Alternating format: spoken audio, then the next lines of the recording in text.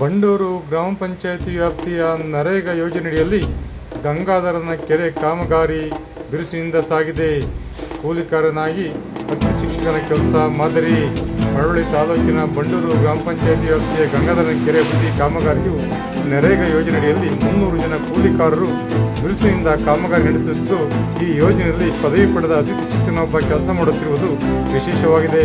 ಕಳೆದ 10 ದಿನಗಳಿಂದ ಕೂಲಿ ಕೆಲಸ ಮಾಡುತ್ತಿದ್ದು, ಬೇಸಿಗೆಯ ಬಿಸಿಲನ್ನು ಲೆಕ್ಕಿಸದೆ ನರೇಗಾ ಕೂಲಿ ಕಾರ್ಮಿಕರು ಉದ್ಯೋಗ ಚೀಟಿ ಪಡೆದು ಕೆರೆ ಅಭಿವೃದ್ಧಿ ಕಾಮಗಾರಿ ತೊಡಗಿಸಿಕೊಂಡಿದ್ದು, ಹೆಂಗಸರು ಗಂಡಸರು ಎಂಬ ತಾರತಮ್ಯವಿಲ್ಲದೆ ಸಮಾನ ಕೆಲಸ ಸಮಾನ ಕೂಲಿ ಪಡೆದು ಒಟ್ಟಾಗಿ ಭಾವೈಕ್ಯತೆಯಿಂದ ಕೆಲಸ ತೊಡಗಿದ್ದಾರೆ.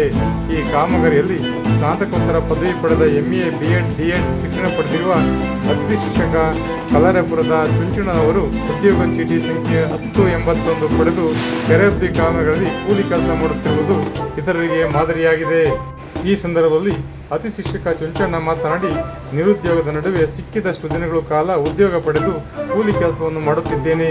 ಮಹಾತ್ಮ ಗಾಂಧಿ ರಾಷ್ಟ್ರೀಯ ಗ್ರಾಮೀಣ ಉದ್ಯೋಗ ಖಾತ್ರಿ ಯೋಜನೆಯು ಗ್ರಾಮೀಣ ಭಾಗದ ಉದ್ಯೋಗ ನೀಡುವ ಜೀವನಾಡಿಯಾಗಿದೆ ಎಂದರು.